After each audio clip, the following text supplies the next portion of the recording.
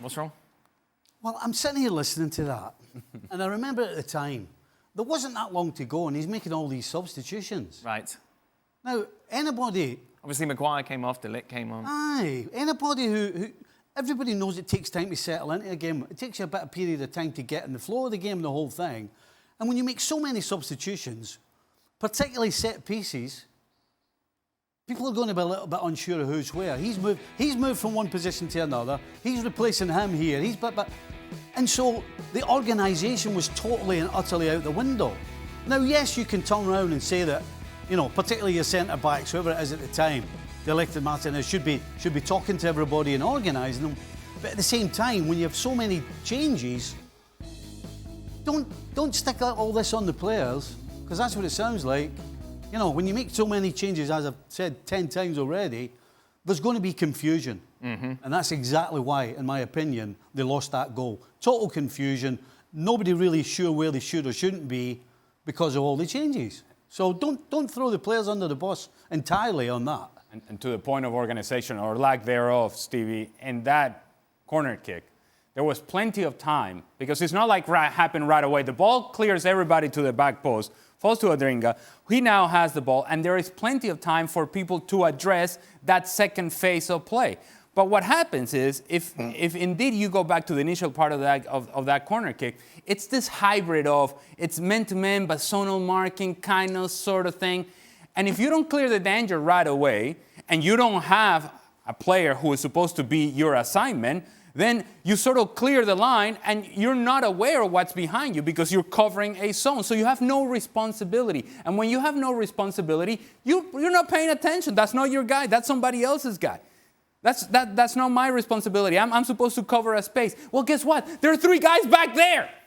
And the space is not the one that is going to score the goal. It's the 3 guys in the back post that are going to score the goals. And yet everybody from Manchester United is looking at the ball unaware, zero responsibility for what's going on behind them. So in terms of structure, in terms of organization, they were all over the place. And it's not just the set piece. The first goal as well, and Stevie pointed it out, Lisandro Martinez. He's looking, and this is as basic as it can be. Who's more likely to score the goal as an attacking player? The big center forward who's sliding in front of you inside the 6-yard box, or the guy who's clear of the back post behind you? Well, of course, the big center forward in front of you. And yet, Lisandro Martinez, instead of stepping to that guy, he's concerned about what's going on behind him. And to the point of Lisandro Martinez, I'll say this. He is one of the players that has benefited from the fact that he has been injured and the team has been terrible defensively. Because all of a sudden, Lisandro Martinez and his absence, he has become Franz Beckenbauer, Franco Baresi, Paolo Maldini, Frank Leboeuf. He has become the best players and defenders in the history of mankind. He's a good defender, he's not a great defender, and he'll make mistakes like this, and the more he plays, the more we'll see it.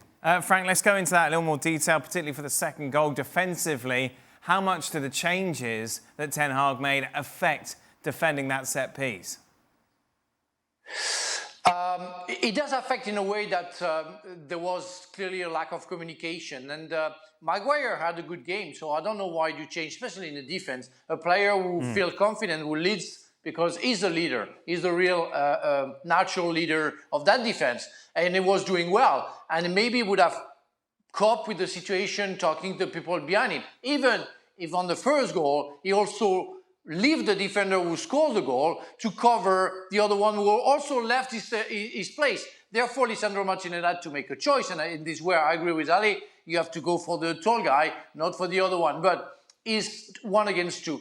But again, Maguire could have said to the left back, be careful behind you, check that out, because you have to turn your head like 10 times before a cross. That's automatic. It goes like that. De Ligt just came on. Maybe he's not the leader, he doesn't have the leadership. Maybe he feels he shouldn't talk too much. And we can see that he complains after the game, after the goal.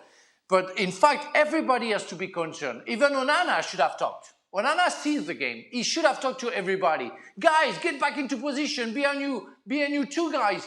Everybody has to talk. It's a big club. You need leaders everywhere, in every position. So there is a lack, for sure, of communication. And it's where I agree with Ten Hag. You cannot concede goal like that. It's impossible. That's impossible for me. You know, as far as the game's concerned, though, United didn't deserve to lose this. Right. I thought they were actually the better side in terms of the 90 minutes. So did they lose it because of 2 defensive errors? Well, yes. And obviously that crazy goal that was disallowed, I mean, I've never seen that in my life. Right. Never seen it ever before. It was 100% the right decision. Oh, yeah, 100%. But... So are we saying we shouldn't be jumping to too many conclusions? No, I'm just saying in terms of the game, Man United didn't deserve... I agree with Ten Hag when he said they didn't deserve to lose. Right. I don't think they did. And I would suggest that neither side deserved to win. I thought the second half was a basketball game. The amount of times both sides would go up one end, turn the ball over, they'd all have to run all the way back again. Brighton would not take advantage, and then it would be, let's go back up the other end. And so both sides didn't deserve to win it because the front players just kept making mistake after mistake, picking the wrong pass, making the wrong decision. So, yeah, I don't think the United deserve to lose again. Frank, you agree? Not a lot of quality was there from either side, really, in the final third. No, of course not, and especially the first half. It's funny, but Manchester United was good, 25 yards away from their goal and 25 yards away from the opponent goal, and that's crazy. They were doing great in between, but bad defensively, bad offensively. And Brighton, at some point, they were sometimes open. They could have been punished. Yeah, I would say that overall Manchester played better, but I don't think they deserve to win either. But I think Brighton was very fortunate because of that Zirkzee offside situation to win. But yeah, nobody deserved to win that game.